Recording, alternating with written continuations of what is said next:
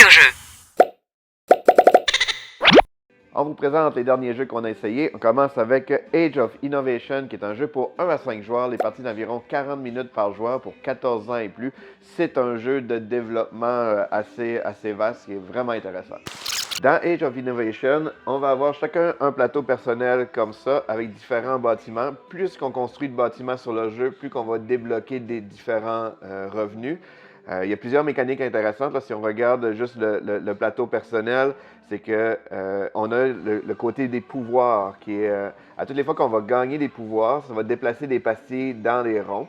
Quand le premier rond est vide, bien là, les pouvoirs qu'on va gagner, c'est les pastilles qu'on va déplacer dans le troisième rond. Et ça, c'est des jetons qu'on va pouvoir dépenser pour faire différentes actions spéciales, pour soit faire des conversions ou pour vraiment nous aider à faire des meilleures actions. Et quand on les dépense, bien, ils retournent dans le premier rond. Donc, ça fait vraiment toujours un cercle. On peut en gagner certains, mais le gros du jeu, c'est vraiment juste faire des rotations là-dedans. Sinon, sur notre plateau, on a chacun, en fait, tous les plateaux sont asymétriques, ils ont chacun leur petite fonction. Et en plus, il y a des personnages aussi, fait qu'on peut faire un draft ou différentes façons au début de la partie pour choisir nos personnages en fonction des plateaux et des habilités, notre pouvoir de départ aussi. Il y a des choses qu'on va pouvoir améliorer, notre capacité de terraformer pour les coups et notre portée. En fait, c'est nos déplacements qu'on peut faire en bateau pour aller chercher différents lieux. Tout ça, le but, c'est d'aller construire des bâtiments sur le plateau de jeu, mais la twist, c'est que chaque joueur peut seulement construire sur son propre type de terrain. Comme dans ce cas-ci, ça va seulement être sur ce type de terrain-là. Donc, il va falloir terraformer les différents lieux pour pouvoir le rendre acceptable pour nos bâtiments. Fait que la façon que ça fonctionne, c'est qu'en fonction des différents lieux, il va falloir payer des coûts en pelle, dans le fond, pour réussir ça. Fait que si, par exemple, dans mon cas-ci, à côté de mes bâtiments, j'ai un terrain désert, bien, ça me coûte, vu qu'il y a seulement qu'une distance de mon terrain-là, ça va me coûter une pelle. Et présentement, les pelles me coûtent 3 outils. Fait que je vais dépenser les 3 outils pour changer le type de terrain et l'amener à ma façon. Et ensuite, je vais pouvoir payer les différents coûts pour aller construire un nouveau bâtiment dessus. L'autre chose aussi qui est le fun, c'est que ce qu'on construit, c'est toujours les petits bâtiments et ensuite, on peut les améliorer dans d'autres types de bâtiments qui vont nous donner d'autres fonctions. Évidemment, il y a les coûts qui vont être différents, fait qu'on remplace ceux-là, le bâtiment retourne à notre lieu extérieur, fait que ça fait varier notre revenu en fonction des bâtiments qui sont en jeu. Mais il y a surtout les écoles, aussi les universités, qu'eux vont nous permettre d'aller chercher des habilités spéciales qu'on va pouvoir mettre à côté de notre plateau qui vont nous donner beaucoup de bonus ou des bonus instantanés ou des bonus qu'on peut jouer à long terme pour les différentes actions. Sinon, dans le jeu lui-même, quand on construit nos bâtiments, on a des gains des fois si on construit des bâtiments à côté de d'autres bâtiments adjacents. Si on construit à côté d'un bâtiment adjacent d'un adversaire, mais lui, il va pouvoir choisir de dépenser des points pour gagner du pouvoir aussi. Donc, c'est tout le temps une belle interaction dans le jeu. Et aussi, ce qui est le fun à savoir, c'est que c'est très, très rejouable parce que tout est modulable. Des différents objectifs de fin de manche, c'est vraiment chaque manche, c'est comment qu'on va faire pour compter des points, c'est quoi les bonus qu'on reçoit pendant cette manche-là aussi. Toute la portion aussi, là, les innovations, en fait, c'est des tuiles qu'on va pouvoir venir acheter pour mettre sur notre plateau personnel pour l'améliorer, en fait. Quand on construit des bâtiments, des villes aussi, quand il y a un certain nombre de bâtiments d'une certaine force, ça va se transformer en ville qui va nous donner des clés et certains bonus aussi. Et tout ça parce qu'on a un autre plateau à côté ici qui va nous faire une grosse portion des points aussi. Et parce que c'est vraiment une course à qui va être le plus haut sur cette piste-là. Fait qu'il y a différentes actions qui vont nous permettre d'avancer là-dessus. Ça nous permet de gagner du pouvoir aussi. Mais pour franchir un certain niveau, ça va prendre des clés. Donc, c'est en faisant des villes sur le plateau qu'on va pouvoir réussir à débloquer ces endroits-là. Donc, Age of Innovation, c'est un jeu que nous avons beaucoup aimé. C'est un jeu qui est quand même pas si difficile à prendre en main.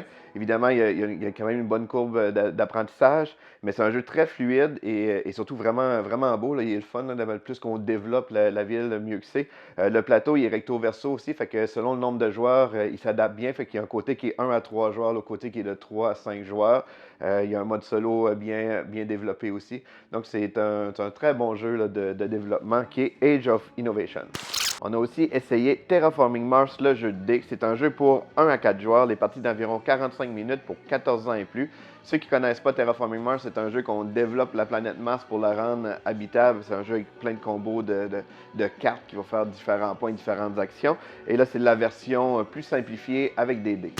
Donc, dans Terraforming Mars, le jeu de dés, on retrouve le même principe des cartes, comme dans le jeu original, les cartes vertes qui vont favoriser la production, les cartes bleues qui vont être des actions supplémentaires, les cartes rouges qui vont être des actions plus instantanées, des bonus instantanés en fait.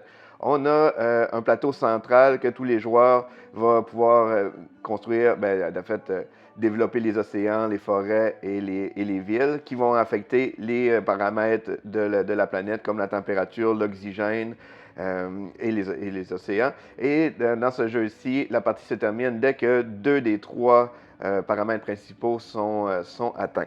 La façon que ça fonctionne, c'est que quand on fait une phase production, on va recevoir les dés qui sont dans les symboles bruns comme ça. Fait que dans ce cas-ci, j'aurais un dé vert, un dé jaune, un rouge et un gris. Et un petit jeton qui me permet d'utiliser l'équivalent d'un joker. Et je vais lancer les dés comme ça. Et ça, c'est les ressources que j'ai présentement. Ensuite, il y a plein d'actions qu'on va pouvoir utiliser qui peuvent faire varier différents dés aussi. Et dans nos mains, on va avoir des cartes projets, un peu comme ces cartes qui sont là. C'est les cartes qu'on va pouvoir construire, mais en payant les coûts en dés ici. C'est vraiment les ressources qu'on a. Fait que ça prend le bon symbole sur la bonne couleur de dés pour pouvoir construire la carte. Là, à notre tour, on a le choix de faire une action de soutien, qui sont les actions jaunes. Ensuite, on peut faire une action principale, qui sont les flèches rouges, dans le fond. Et ça va nous permettre de développer. Fait qu'on peut cumuler des dés pour la ressource, pour les ressources, pour les échanger, pour faire des forêts, pour faire des océans, pour construire des cartes. Fait que c'est un jeu qui est quand même assez varié. Sur le plateau principal, il y a des objectifs aussi de fin de partie qu'il faut regarder. En fait, c'est une course au point, c'est pas nécessairement la fin de la partie. Dès qu'un joueur le réussit, il va pouvoir gagner l'objectif. Et la fin de la partie, on a ces dés ici. Ça, c'est les symboles que le joueur qui va avoir le plus de ces symboles-là sur toutes les cartes construites dans son jeu, il va remporter les points. Les autres joueurs, la deuxième position, va remporter 3 points, comme ça.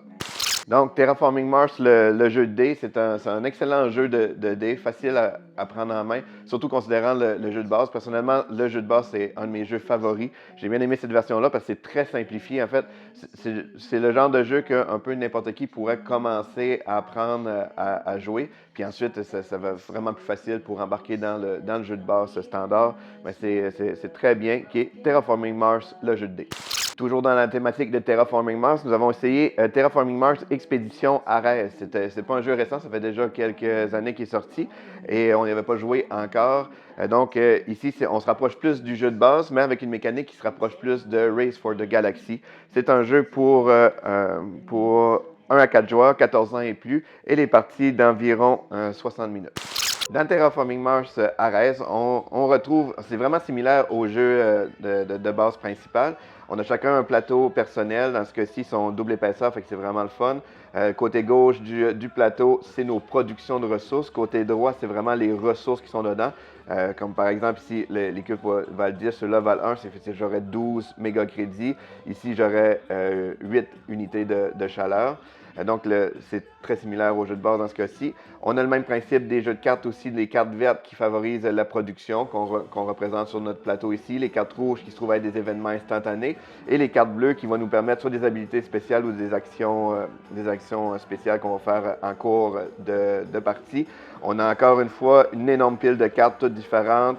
Donc, il y a une très, très grande rejouabilité ici. Les possibilités de combo sont vraiment le fun.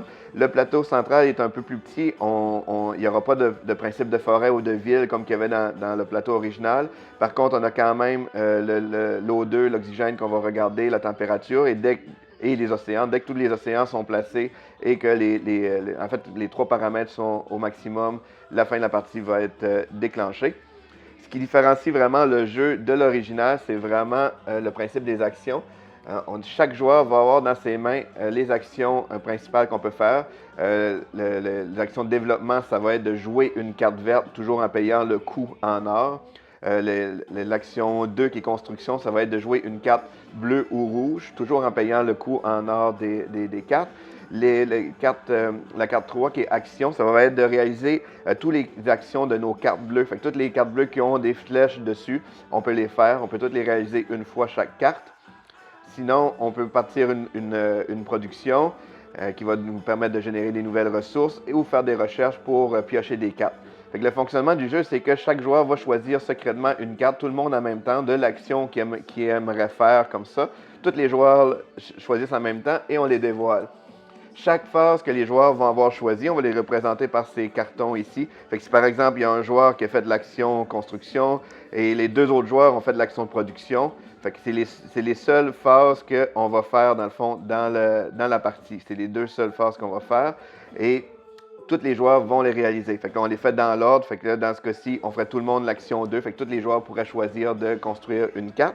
L'affaire, c'est que chaque joueur, selon la carte que tu as choisie, tu as toujours un bonus quand tu as choisi cette carte-là. Comme dans le cas de construction, pendant la phase, tous les joueurs peuvent construire une carte bleue ou rouge. Mais si on a joué la carte construction, on peut soit piocher une carte après notre action ou en jouer une deuxième carte supplémentaire.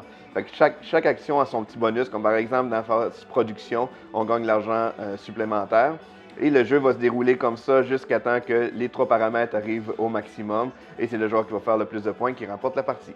Donc, Terraforming Mars Ares, on retrouve vraiment l'aspect excitant de tous les combos du jeu de base original, qui, comme je disais tantôt, c'est un de mes jeux favoris, donc c'est vraiment le fun. Et la petite mécanique là, de gestion des cartes à la Race for the Galaxy simplifie un peu le jeu, ça le rend un peu plus fluide, mais sans vraiment compromettre la partie combo. Donc, c'est vraiment un très bel ajout là, que je suis content d'avoir dans ma collection, qui est Terraforming Mars Expédition Ares. L'île au jeu.